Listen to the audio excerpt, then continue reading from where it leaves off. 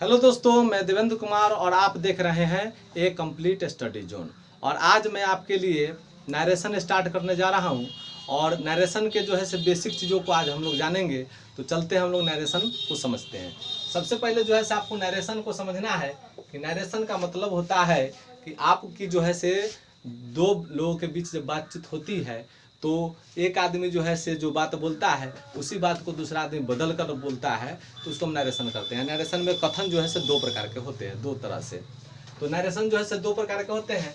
सबसे पहला जो होता है उसको हम कहते हैं डायरेक्ट स्पीच। और डायरेक्ट स्पीच जो होते हैं उसमें जैसा बोला गया है उसी को लिख देते हैं। जैसे डायरेक्ट स्पीच में आप ऐसे समझ सकते हैं, जैसे लिखा हुआ है कि ही said to me I am poor. देख रहे हैं, ये जो है से आपका है डायरेक्ट स्पीच।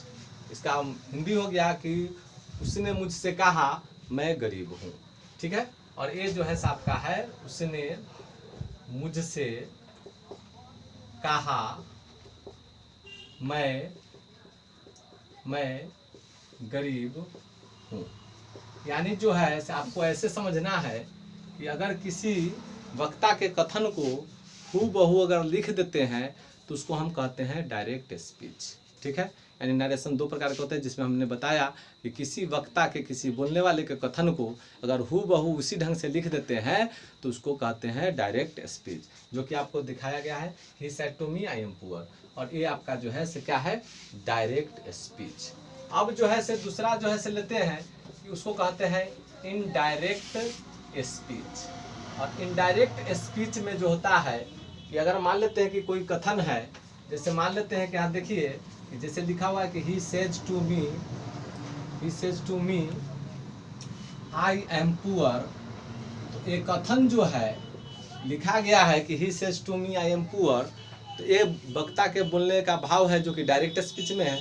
जब इसको हम अपने भाषा के अनुसार चेंज करते हैं तो उसको कहते हैं इनडायरेक्ट स्पीच। जैसे यहाँ देखिए कि हम इसको बना रहे हैं, सेज को हमने टेल्स में बदल दिया है और टू को गायब करके मी लिख दिया है। इन्वर्टेड कमा के बदला में दैट का प्रयोग किया है।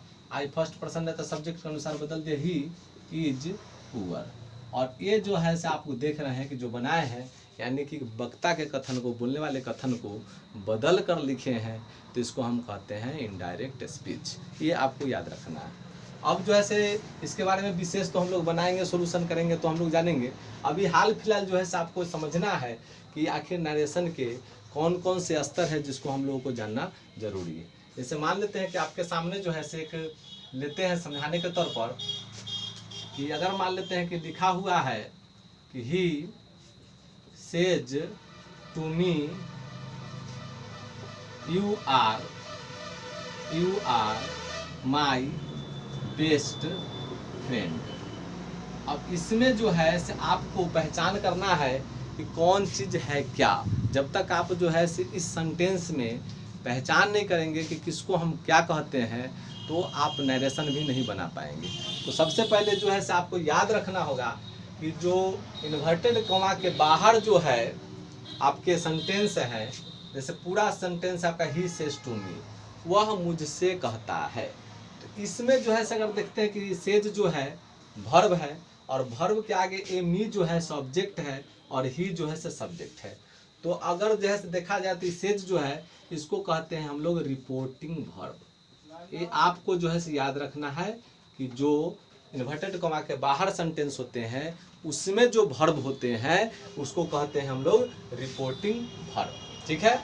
और रिपोर्टिंग वर्ब के जो सब्जेक्ट होते हैं उसको कहते हैं रिपोर्टिंग वर्ब का सब्जेक्ट, ठीक है। और जो रिपोर्टिंग वर्ब के ऑब्जेक्ट होते हैं उसको हम कहते हैं रिपोर्टिंग वर्ब का ऑब्जेक्ट। तो आपको सबसे पहले ये जानना होगा कि आपका रिपोर्टिंग वर्ब कौन है, रिपोर्टिंग वर्ब का सब्जेक्ट कौन है, रिपोर्टिंग वर्ब का ऑब्जेक्ट कौन है। तो उम्मीद है कि आपको समझ में आ गया होगा। इन्वर्टेड कॉमा के बाहर जो सेंटेंस है उसमें जो वर्ब प्रयुक्त किए गए हैं उसको हम कहते हैं रिपोर्टिंग वर्ब। जो यहाँ देख रहे हैं ये है आपका रिपोर्टिंग वर्ब। और इस रिपोर्टिंग वर्ब के आगे एक ऑब्जेक्ट है जिसको कहते हैं रिपोर्टिंग वर्ब का ऑब्जेक्ट। और इसके पीछे जो है आपका सब्जेक्ट है जिसको कहते हैं रिपोर्टिंग वर्ब का सब्जेक्ट, ठीक है।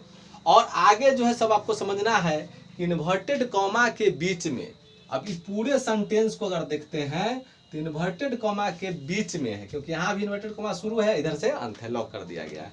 तो इन्वर्टेड कॉमा के जो बीच में जो सेंटेंस होते हैं उसको हम कहते हैं रिपोर्टेड स्पीच। तो आपको याद रखना है इसको क्या कहते हैं, रिपोर्टेड स्पीच कहते हैं।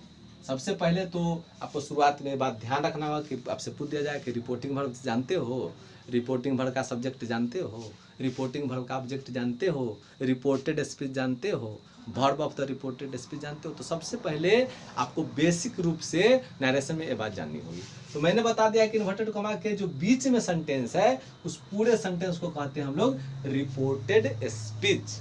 और रिपोर्टेड स्पीच के जो साथ रिपोर्टेड स्पीच के अंदर में जो वर्ब होते हैं उसको हम कहते हैं, देखिए आर है वर्ब, तो इसको हम कहते हैं verb of the reported speech, verb of the reported speech कहते हैं। ठीक है, तो आपको जो है इस बात की जानकारी रखनी है। उसका जो है सबसे महत्वपूर्ण चीज़ ये है कि आपको इन्वर्टेड कॉमा के जो भीतर सेंटेंस होते हैं यानी कि रिपोर्टेड जो स्पीच होते हैं उसमें जो सब्जेक्ट प्रयुक्त किए गए हैं, जो ऑब्जेक्ट प्रयुक्त किए गए हैं, उसकी भी जानकारी आपको होनी चाहिए। जैसे यहाँ पर देखिए यू जो है, ये जो है आपका रिपोर्टेड स्पीच में सब्जेक्ट है, तो इसको हम देखते हैं कि क्या है यू। ये जो है आपका यू सेकेंड पर्सन, कौन पर्सन है, सेकेंड पर्सन, और इस बात की जानकारी आपको होनी चाहिए, कौन पर्सन है, सेकेंड पर्सन। और यहाँ जो देख रहे हैं कि रिपोर्टेड स्पीच के अंदर में एक और जो है से है सब माने वर्ड्स जो कि माई है, इसको हम कहते हैं फर्स्ट पर्सन। क्या कहते हैं, फर्स्ट पर्सन।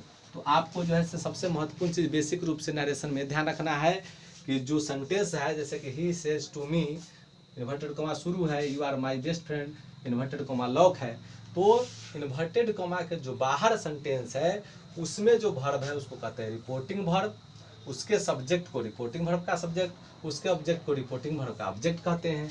और जो इन्वर्टेड कॉमा के अंदर में जो सेंटेंस होते हैं उसको कहते हैं रिपोर्टेड स्पीच, और उसमें जो वर्ब प्रयुक्त होते हैं उसको कहते हैं verb of the reported speech. और उसमें जो पर्सन होते हैं उसकी भी जानकारी आपको होनी चाहिए कि जैसे यू है वो आपका सेकेंड पर्सन है, माई जो है से फर्स्ट पर्सन है। और महत्वपूर्ण चीज़ आपको याद रखना है SON और 1 2 3, ये जो है आपको याद रखना है। और याद रखना है कि 1 का मतलब होता है फर्स्ट पर्सन, और फर्स्ट पर्सन सब्जेक्ट के अनुसार बदलते हैं। 2 का मतलब होता है second person, second person object के अनुसार बदलते हैं। और थर्ड पर्सन जो है से नो चेंज, यानी कि सन फार्मूला पर आधारित होता है नरेशन। तो मैंने इससे पहले भी वीडियो में पढ़ाया है जिसमें मैंने पर्सन के बारे में अच्छी तरह से जानकारी दी है। अगर आप नरेशन बनाना चाह रहे हैं तो आपको पर्सन की जानकारी होनी चाहिए, आपको केस की जानकारी होनी चाहिए, आपको सेंटेंस की जानकारी होनी चाहिए, आपको पार्ट्स ऑफ स्पीच की जानकारी होनी चाहिए। तो पीछे वीडियो बन चुके हैं, उसको आप जाकर देख सकते हैं। और इसके आगे जो है से हम नरेशन बनाएंगे जो जिसमें हम लोग जो है से पर्सन चेंज करेंगे, पर्सन चेंज के नियम का पालन करेंगे और नरेशन बनाएंगे।